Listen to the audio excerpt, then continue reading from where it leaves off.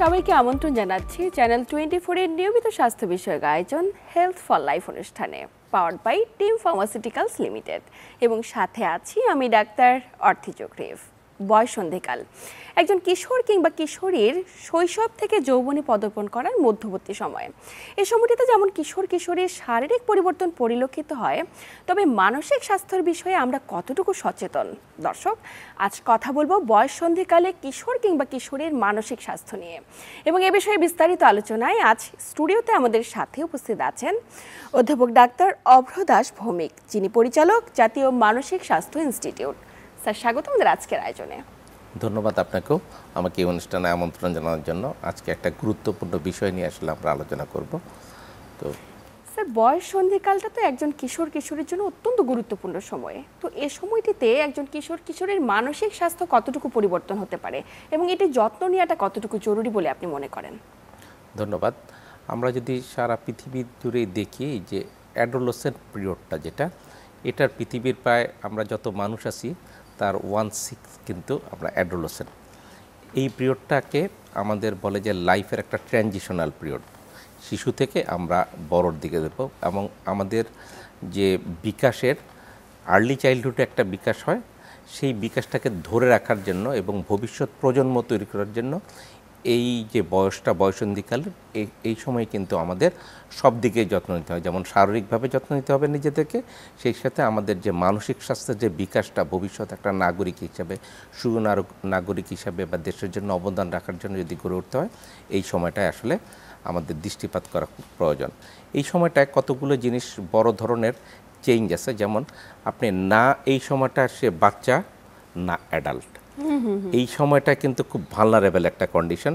সে কিন্তু মিশতে পারে না বড়দের সাথে, যেমন মিশতে পারে না, বড়দের সাথে মিশতে গেলে তাকে বলা হয় ইঁচড়ে পাকা, সে বড় হয়ে গেছে। আবার সে যে বাচ্চাদের মতো সেই বয়সের কিন্তু না। তো এই সময়টায় একদম আলাদা একটা পরিবেশ, এবং তার এই সময়টা হরমোনাল ইনব্যালেন্স, পারিপার্শ্বিকতার সাথে চেঞ্জ, এই সবগুলো মিলে কিন্তু একটা ভালনারেবল কন্ডিশনে আমরা তাকে ফেলে দিই। তো এই সময়গুলোতে আমাদের আসলে ওই শিশুদের যে বিকাশগুলো হয় মূলত, যে আমরা যদি কয়েকটা ভাগে ভাগ করি, যেমন একটা ইমোশনাল তাদের একটা পরিবর্তন হতে পারে। ইমোশনাল পরিবর্তনটা কি? আমরা যেমন একটা সময় থেকে ট্রানজিশনের সময় আমরা কোনো একটা অবস্থা থেকে আরেকটা অবস্থা যদি যাই, তাহলে দেখবেন আমরা সেখান থেকে একটা অ্যাংজাইটি, একটা দুশ্চিন্তা তৈরি হয়, এবং এই দুশ্চিন্তা আমরা ঠিকমতো অ্যাডপ্ট করতে পারছি কিনা। যদি কোনো কারণে আমরা ঠিকমতো ওই সময়টা অ্যাডপ্ট করতে না পারি, তাহলে কিন্তু এটা অ্যাংজাইটি ডিসঅর্ডারে পরিণত হবে, এবং অ্যাংজাইটি থেকে মাঝে মাঝে দেখা যায় কোনো কোনো সময় বিষণ্ণতা তৈরি হয়, যেটা মানে দুশ্চিন্তা বলেন, দুশ্চিন্তা থেকে মন খারাপের ভাবটা চলে আসে। আবার এই খারাপটা সবসময় যে এক্সপ্রেস করতে পারবে সবসময় অ্যাডাল্টের মতো তাও না। আবার এক্সপ্রেস করলেও সেই জিনিসটা সবসময় আমরা ঠিকমতো চাহিদাটা ফিল আপ করতে পারি না, কারণ এই অ্যাডোলেসেন্টের কাছে কিন্তু সব কিছু নাই। অ্যাডাল্ট কিন্তু আপনি আপনার কার্যপরিধি, আপনার অংশটা আপনি আপনার মতো চলতে পারবেন, কিন্তু সেই সময় সে বাসার কিন্তু একটা যে গণ্ডি আছে বা তার যে সীমানা আছে, সেই সীমানার বাইরেও সবসময় চাইলেই যেতে পারবে না, এবং তার ফিজিক্যাল অ্যাবিলিটি, ইকোনমিক অ্যাবিলিটি, এই জিনিসগুলো যেতে হয় না এই সময়টা। এই জন্য তাদের অ্যাংজাইটি, ডিপ্রেশন, ইমোশন, এই জিনিসগুলো কিন্তু তাদের অনেক বেশি আমরা ডিসঅর্ডার পাই।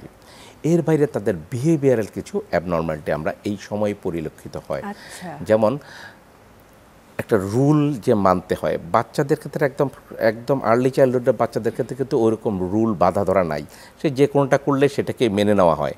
কিন্তু আপনি যখন অ্যাডোলেসেন্ট একটা রুল ব্রেকিং, যেটা নর্মাল আমরা যে সোশ্যাল রুল আছে এক একটা সোসাইটিতে, মোটামুটি বিভিন্ন সোসাইটিতে রুলের কিছু পার্থক্য থাকলে মেজর কিছু রুল আছে, যেই রুলগুলোকে তাদের মানতে হয়। এই রুল ব্রেকিং কিছু অ্যাক্টিভিটি আমরা পাই। যেমন এইসব বাচ্চাদের মধ্যে কারো কারো থাকে যে স্কুল পালানোর অভ্যাস থাকে, কারো কারো মধ্যে যখন অ্যাগ্রেসিভ ভাব থাকে, ভায়োলেন্ট অ্যাগ্রেসিভ বিহেভিয়ার থাকে তাদের প্রতিবেশীর প্রতি, তার পরিবারের সদস্যদের প্রতি, কিংবা স্কুলের ছাত্রছাত্রীদের বুলিং যেটা বলে, বুলিংয়ের শিকার হতেও পারে, আবার তারা বুলিং নিজেরাও করে। এবং এই বুলিং করা এবং রুল ব্রেকিং, এগুলো আমরা অনেকটা বলি কন্ডাক্ট ডিসঅর্ডার। আরেকটা ডিসঅর্ডার কিছু হয়, সে attention deficit hyperactive disorder. মানে এটা হলো ন্যাচারালি তারা হাইপার অ্যাক্টিভ থাকবে, অতি চঞ্চল, অতি উদ্বেগ। তো এইসব ক্ষেত্রেও দেখা যায় যে তাদের যে পড়াশোনায় মনোনিবেশ করতে একটা সমস্যা হয়, ওইটা যদি ঠিকমতো অ্যাড্রেস না হয় এবং সঠিকভাবে ট্রিটমেন্ট না হয়, তাহলে কিন্তু তাদের নানা রকম অ্যাটেনশন ডেফিসিট থেকে ডিপ্রেশন আসে, অ্যাংজাইটি আসে, এবং পরবর্তীতে তাদের যেহেতু পড়ালেখায় তারা তাল মেলাতে পারে না, সেটা একটা বড় ধরনের অ্যাডাল্ট লাইফে তাদের একটা সমস্যা ক্রিয়েট হয়। এর বাইরে আমরা এইসব বাচ্চাদের মধ্যেই দেখি যে ইদানিং যে আপনার নেশা বা বিভিন্ন সাবস্টেন্সের দিকে তারা ঝুঁকে পড়ে, হয়তো অ্যাংজাইটি ডিপ্রেশন থেকেও হতে পারে, কিংবা তাদের যে পিয়ার গ্রুপ, কিংবা তাদেরকে ভালনারেবল মনে করে বিভিন্ন গ্রুপ যারা মাদক চোরাকারী করে, তারাও তাদেরকে টার্গেট করে কিন্তু নেশা জাতীয় জিনিস তাদেরকে খাওয়ায় দেয়, কিংবা তাদেরকে কেরিয়ার হিসেবেও অনেক সময় ইউজ করতে গিয়ে তারা সাবস্টেন্স অ্যাবিউজের শিকার হয়। এগুলো ম্যাক্সিমাম ক্ষেত্রে কিন্তু আমরা পথ শিশুদের ক্ষেত্রে পথশিশুদের ক্ষেত্রে অনেক বেশি পরিলক্ষিত হয়। এখন বড় বড় স্কুলগুলোতেও, যেহেতু আমাদের কিছু কিছু স্কুলগুলোতে একটা অ্যাফ্লুয়েন্ট সোসাইটি আছে যারা বেশ কিছু টাকা আমরা অ্যাডোলেসেন্টদের অনেক সময় বিভিন্ন কাজে দিয়ে দেই, তারা কিন্তু তাদেরকে ইউজ করে। তো এই কারণ এই সময় থেকে শুরু করতে পারলেই কিন্তু নেশা তো আপনার যত বেশি যারা কারবারি তারা যত বেশি মানে লোকদের দিতে পারবে, তত বেশি তো তাদের বেনিফিট হবে। তো এরা তো আসলে তাদের ভালো মন্দটা অনেক সময় বুঝে না, তারা বিভিন্নভাবে বিভিন্ন জিনিস বলে বিক্রি করে। যেমন ইয়াবা অনেক সময় অ্যাডোলেসেন্ট মেয়েদের ক্ষেত্রে যে ওয়েট লুজের একটা ওষুধ হিসাবেও বিক্রি করা হতো। তো এই জিনিসগুলো কিন্তু আসে। তো সাবস্টেন্স অ্যাবিউজ ছাড়াও এছাড়া আর আমাদের অন্যান্য যে এই বড় ধরনের যে সাইকোসিস বা গুরুতর মানসিক রোগ, এই বয়সটায় খুব একটা হয় না। এটা সাধারণত লেট অ্যাডাল্টহুডে আমরা পাই। নিশ্চয়ই। আপনি তো স্যার অসাধারণ কিছু বিষয় এখানে নিয়ে এসেছেন, যেমন অতি চাঞ্চল্যতা, এটিও এক প্রকার মানসিক ব্যাধি, এবং যারা সাইবার বুলিং এর শিকার হচ্ছে তারা দীর্ঘদিন এ ধরনের বুলিং এর শিকার হতে হতে দেখা যায় বাবা মার সাথে সেটিকে প্রকাশ করতে পারছে না বা কারোর সঙ্গে সেটিকে বলতে পারছে না। এক্ষেত্রে বন্ধুসুলভ আচরণ করাটা বা পরিবারের সঙ্গে খুব একটা ভালো আন্ডারস্ট্যান্ডিং বা খুব বন্ধুসুলভ একটি পারিবারিক সম্পর্কের মধ্যে আসাটা তো খুব জরুরি। একটু যেতে চাই, যারা দীর্ঘদিন এই ধরনের জটিলতায় ভুগছে তাদের মাঝে আমরা লক্ষ্য করি কিশোর কিশোরের অনেক সময় ডিপ্রেশনে ভোগেন। তো স্যার, ডিপ্রেশনে ভুগছেন কিনা একটি শিশু কি করে অভিভাবকরা সেটি বুঝবেন? ধন্যবাদ। এটা খুবই জরুরি, কারণ বর্তমান সময় আমরা যদি দেখি আমাদের ঢাকা বা বাংলাদেশের বিভিন্ন স্কুলে কিন্তু বেশ কিছু ছাত্রছাত্রী ডিপ্রেশনের ফলে সুইসাইডের কিন্তু পথ বেছে নিয়েছে, এবং অনেক প্রবণতাও চলে আসে। বিভিন্ন ছোটোখাটো সমস্যাও এই সুইসাইডের প্রবণতা আমরা দেখি। তো আমরা কোনো শিশুকে অ্যাংজাইটি বা ডিপ্রেশন এগুলোতে ভুগছেন কিনা, সাধারণত ডিপ্রেসিভ ডিসঅর্ডারেই সুইসাইডের টেন্ডেন্সিটা খুব বেশি থাকে। প্রথমত আমাদের দেখতে হবে যে শিশুরা বা বাচ্চারা সাধারণত তাদের মন খারাপ ওটা খুব প্রকাশ করতে পারে না। এই প্রকাশটা আমরা অনেক সময় আর্লি অ্যাডোলেসেন্স বা ইরিটেবল মুড, বিরক্তিকর, অল্প কিছুতে তারা বিরক্তি হচ্ছে, তারা তাদের পড়ালেখার কাজেও বিরক্তি প্রকাশ করতেছে, তার যেই কাজটা আগে ভালো পারতো বা যেই জিনিসটা সে ভালো করতো, হয়তো কেউ খেলতে গেলে ভালো, সেখানেও সে বিরক্তি তার দেখা যায়। তার ঘুমের মধ্যে আমরা সমস্যা দেখতে পাবো। সাধারণত ডিপ্রেশনে ঘুমটা একটু আর্লি মর্নিংয়ে হয়, একটু আগে আগে বেশি ভোরে ঘুম ভেঙে যায়, কিংবা ঘুমের মধ্যে সে ডিস্টার্ব ফিল করতে পারে, বিভিন্ন ব্যাড ড্রিমও হতে পারে।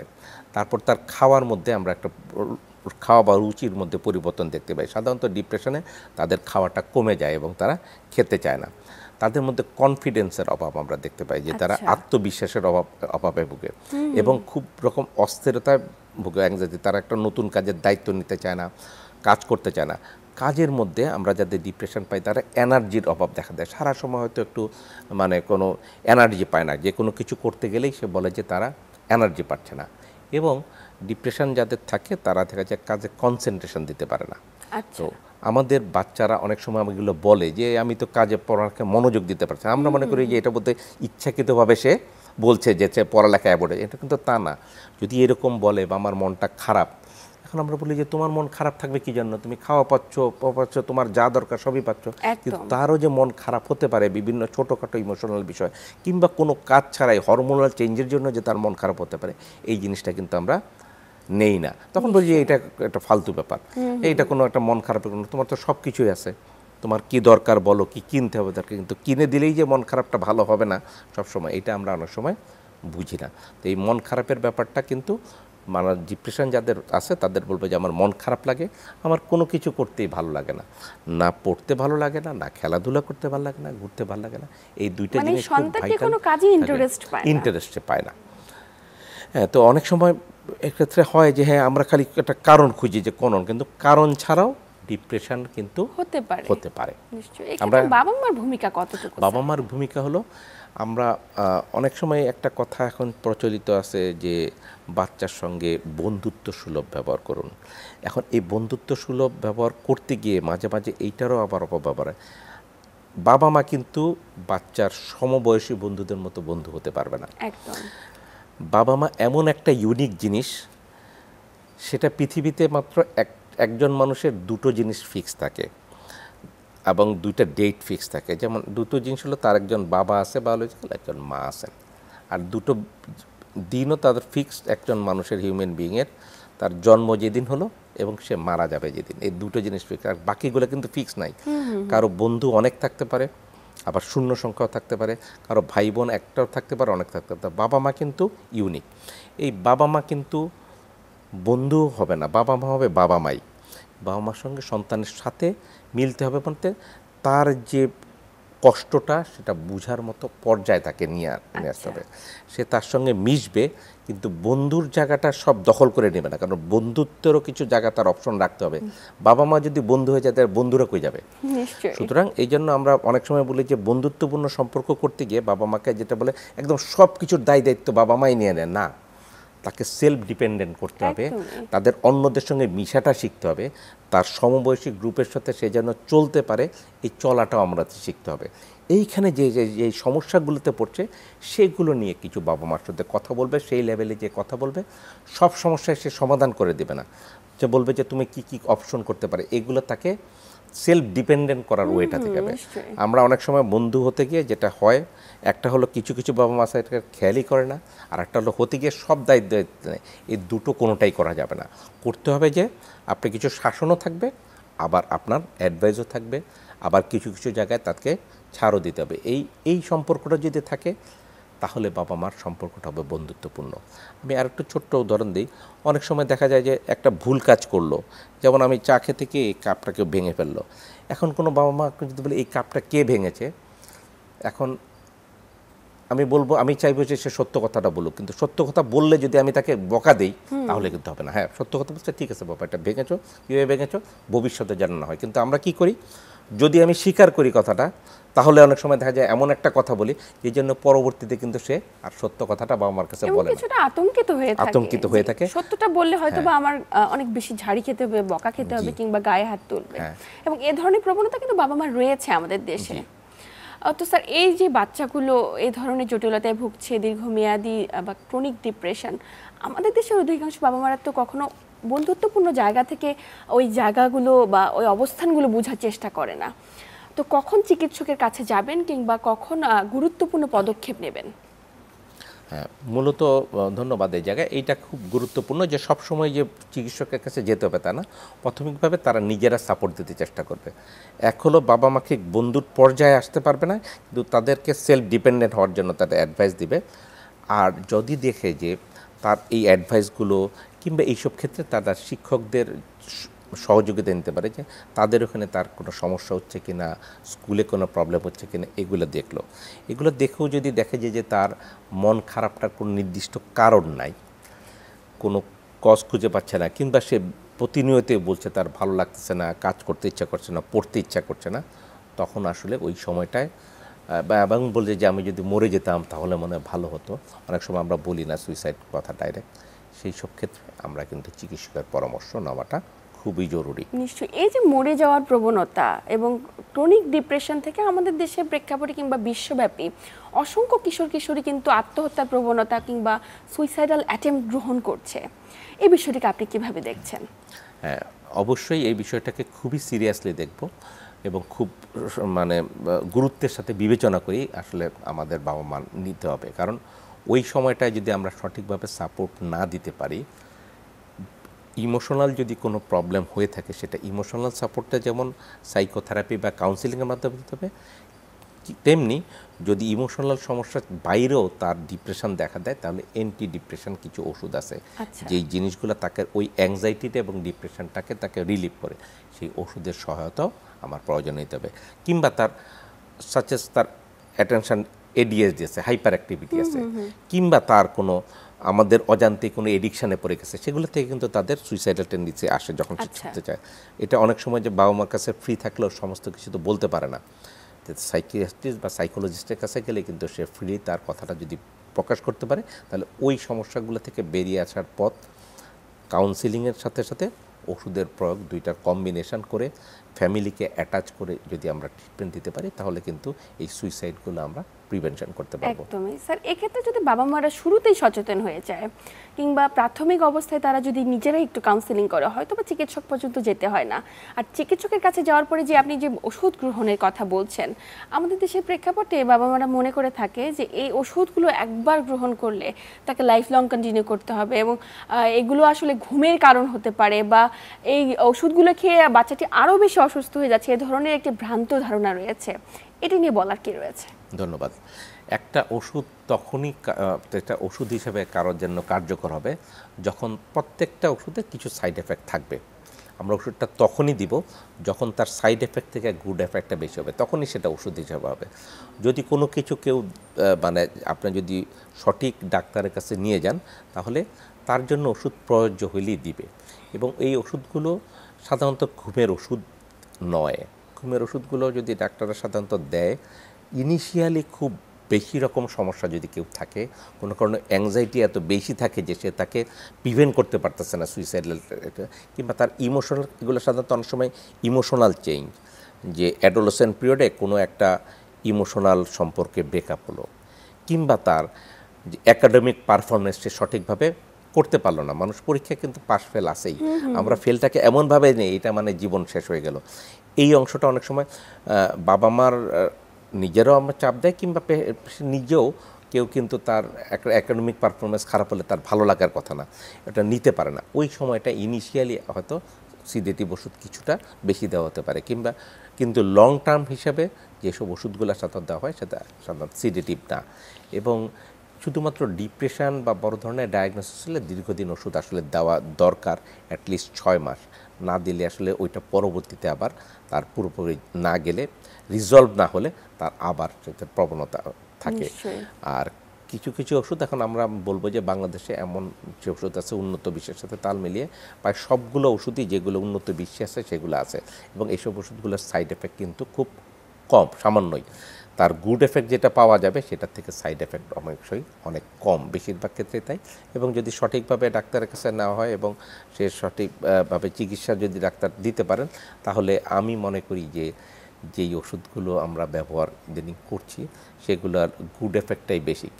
প্রত্যেকটা ওষুধে কিছু সাইড এফেক্ট থাকে, এটা আমাদের কিছু কিছু ক্ষেত্রে তার যে রোগের বিবেচনায় ওভারলুক না করলে আসলে কোনো ওষুধই যদি না দেওয়া হয় কিছু কিছু ক্ষেত্রে যে খালি ইমোশনাল সাপোর্ট দিয়ে ওই অস্থিরতাটা কভার করা যায় না।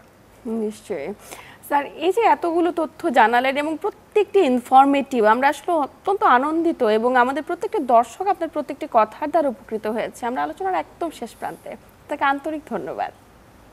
ধন্যবাদ আপনাকেও, আর টিম ফার্মাসিউটিক্যালসকে ধন্যবাদ এরকম একটা বিষয়ে আমার মতামত নেওয়ার জন্য। আমি আশা করি যে আমাদের এই বক্তব্যে কিংবা ভবিষ্যতে আমাদের যে সামনে যে দিকটা আসছে, আমাদের একটা উজ্জ্বল ভবিষ্যতের জন্য আমাদের অ্যাডোলেসেন্ট একটা যে গ্রুপ তাদের শারীরিক এবং মানসিক স্বাস্থ্যের যথাযথ যত্ন নিতে হবে যাতে আমরা একটা সুন্দর ভবিষ্যৎ তাদের দিতে পারি।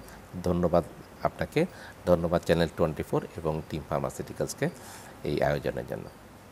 প্রিয় দর্শক, health for life powered by Team Pharmaceuticals Limited আজ এই পর্যন্তই। এতক্ষণ সাথে থেকে আমাদের আয়োজন দেখার জন্য সবাইকে আন্তরিক ধন্যবাদ। দেখা হবে আগামী সপ্তাহে ঠিক একই সময়ে নতুন কোনো আলোচনায়।